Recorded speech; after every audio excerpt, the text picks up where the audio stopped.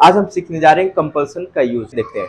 सबसे पहले ध्यान दो, इसका रूल होता है कि मतलब आइडेंटिफिकेशन यानी पहचान पत्र इसका होता है क्या कि करना पड़ता है या करनी पड़ती है।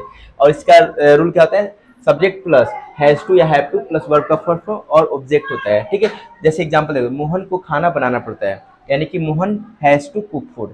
इसका उस दूसरा एग्जांपल देखो, जैसे उन लोगों को क्रिकेट खेलना पड़ता है तो उन लोगों के लिए दे यानी कि they have to play cricket हो जाएगा। इसका निगेटिव देखो, निगेटिव में डू ऑर्डर्स का यूज करते हैं, यानी डू ऑर्डर्स और नॉट का यूज करते हैं। तो यानी कि subject plus do does not plus have two plus verb का फर्स्ट फॉर्म ऑब्जेक्ट। जैसे एग्जांपल है, मोहन को खाना नहीं बनाना पड़ता है तो मोहन के साथ में डज यूज करते हैं, यानी कि Mohan does not have to cook food.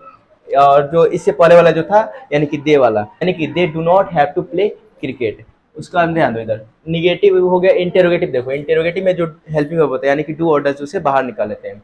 Do orders subject plus have two plus verb का फर्स्ट फॉर्म ऑब्जेक्ट होता है। जैसे क्या मुझे रोज सुबह उठना पड़ता है, तो क्या रहेगा, do I have to wake up daily in the morning. Daily नहीं डाला क्या इसमें, कोई बात नहीं, डेली इन द मॉर्निंग डाल देना। ठीक है, उसका हम क्या है, अगर इंटेरोगेटिव निगेटिव बनाना तो उसको कैसे बनाएंगे, तो उसके लिए बनाते हैं डू और सब्जेक्ट के बाद में नोट लगा दिया, आप पहले भी लगा सकते हो, have to wake up in the morning daily डालना। ठीक है, उसके बाद में क्या होता है, डब्ल्यू एच वाला। डब्ल्यू एच वाला मतलब क्यों कैसे वाला होता है, तो W H do does subject have to verb का फर्स्ट फॉर्म ऑब्जेक्ट ऐसे यूज करते हैं। यानी कि आपको पार्क क्यों जाना पड़ता है, तो क्यों का मतलब वाई होता है, यानी कि why do you have to go to park. ठीक है, बस इतना ही है और आगे आते रहेगा, देखते रहना।